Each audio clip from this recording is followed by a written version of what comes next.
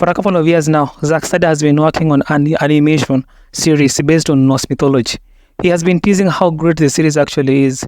His dedicated fans counted day by day, and most thought that Netflix will have cancelled the series. This week, Netflix released the trailer of the series, titled Twilight of the Gods. It surpassed viewership numbers. People are really looking forward to see what Zack Snyder was cooking. Say what you want about Zack Snyder, but it cannot be disputed that he has the most delusional fans, and not even close. His fans are on Twitter, Instagram, YouTube, already promoting the film. Netflix at this point does not need to spend money on advertising. Zack Snyder fans will do a better job than their marketing team. The Twilight of the Gods series was announced after the flop of Rebel Moon, a $200 million budget given to Zack Snyder to show the world what he can do. The Rebel Moon franchise was not received well by fans and critics. Its viewership was so horrible that it did not make it in the Nielsen ratings. Zack Snyder found a way to escape criticism from critics and move on to the next project. Zack has major recurring problems in his filmmaking style, which I know will also be present in this animation series. I will explain his obvious weaknesses as a filmmaker, but first, let's speedrun through the plot of the series using its trailers. There is a major war between humans and large beasts. The trailer introduces us to a king who is leading the war against the beasts. During the war, it becomes clear that there is a higher chance of defeat than victory. He watches a lot of his soldiers dying, getting slaughtered. He's helpless and can do nothing about it. A monster strips him away from his sword, throws him to the ground. The king is looking for help, but no one is available. His soldiers are all busy fighting for their lives. The king accepts that the death has come. The monster runs to commit its final kill. A mysterious woman jumps into his defense and beats the shit out of the monster. The king is amazed about how a woman has the strength to kill large monsters that are twice her size. Through her, the king is able to mobilize his army to defeat the monsters. The king confesses his love for this mysterious girl whose name is Sigrid. The king and Sigrid make a brave declaration of their love by getting married. The reason it's brave is because it was done against the blessing of the gods, but they do it anyway. During their wedding, the two lovebirds are kissing and enjoying each other's company until Thor, the god of thunder, unexpectedly shows up. Thor is angry and full of rage because the mortal humans did not reach out for him for guidance. Thor butchers the entire family of the king and Sigrid. While they watched, they wouldn't fight to protect their families because they are just mere mortals, while Thor is a powerful god. Thor wanted to punish them for their disobedience and probably wanted to scare them into submission. The two lovebirds go on a journey finding powerful allies in order to get their revenge against Thor.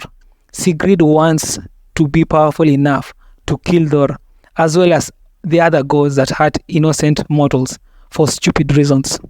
The trailer opens up interesting conversations like how far is too far? When does a god cross the line? Thor kills innocent people, some of them women and children. Animals even. When is it okay to refuse to worship a god? When they cause diseases to mortals? When they cause floods? When they take lives of mortals just for the sake of it? When should mortals collectively decide that gods do not actually care about them?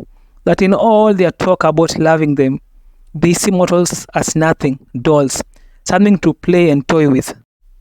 Mortals believe that blessings come from gods, but pain comes from evil spirits intended to test their faith. Gods are portrayed as good, holy, pure. Most people believe that gods should have the power to punish mortals that break their rules. Because of this, millions of mortals believe that their lives are insignificant, worthless even, that they were born to worship the gods and die, that they should teach their children about the greatness of God. And the cycle continues hundreds of generations down the line. Mortals are warned that there is no freedom in this world, that they should worship gods because if they do not, then they will burn in hell forever for eternity. This myth keeps them in line, not to question the status quo or challenge it, but to safeguard it at all cost. There is a reason why poor mortals are the ones that worship their gods the loudest. Is that the entire reason of gods? To make life unbearable for the people who are actually living in it. The trailer raises up interesting questions that will be challenging for most mortals to answer. that if a mortal knew a way to kill a god, would they do it? The lovebirds Sigrid and Leif toured the entire world to find someone or something powerful enough to kill Thor because he had crossed the line of no return. Mortals are educated constantly that their gods are to be worshipped since they cannot die, they never get old, they have no weakness, they are filled with divine power, that they are the sole reasons why mortals are alive. If mortals found a powerful weapon enough to kill a god, will they do it?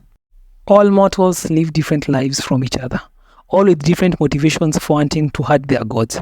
If gods are human for one day, how many so-called worshippers will take the once-in-a-lifetime opportunity to end them? In the trailers, the movie exposes how mortals are inherently hypocrites. They claim to love their gods, but it's not love. They have never seen one, touched at the very least. Their fear is masquerading as love.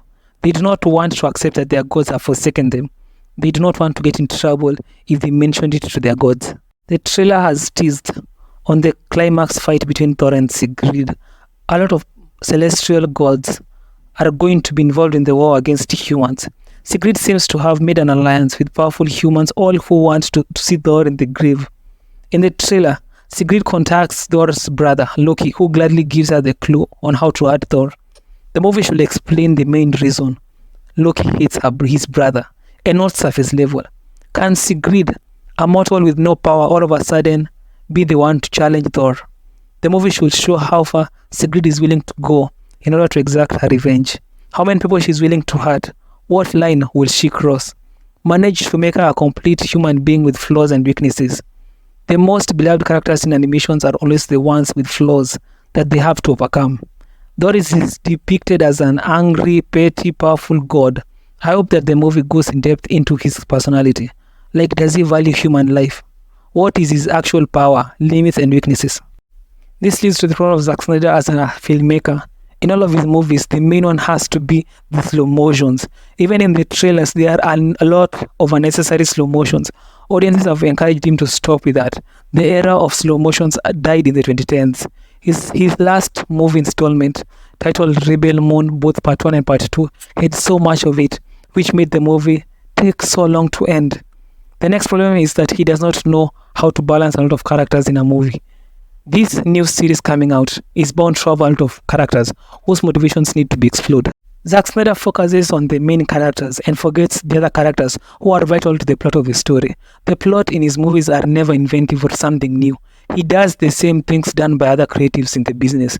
In the Rebel Moon installment, he copied George Lucas' Star Wars movie ideas and put it in the film, thinking people wouldn't notice. His inability to take risks in his storytelling makes him the most overhyped writer and producer in the history of Hollywood. In conclusion, Netflix will have to make a decision if it will consider renewing the series for a second season.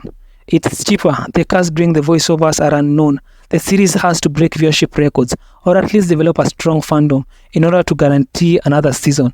The show has a lot of stories to be told. The relationship between the gods and the mortals will be fun to explore. The hierarchy of gods, the relationship between gods and other gods. The plot just writes itself.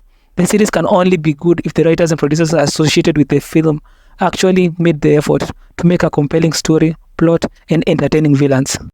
The fight scenes, especially with Sigrid and other soldiers, is the main reason most people will watch the series. The visuals look stunning. It will be hard to mess this film up. You will have to be trying. If the plot or writing is bad, then the fight scenes must be able to compensate it.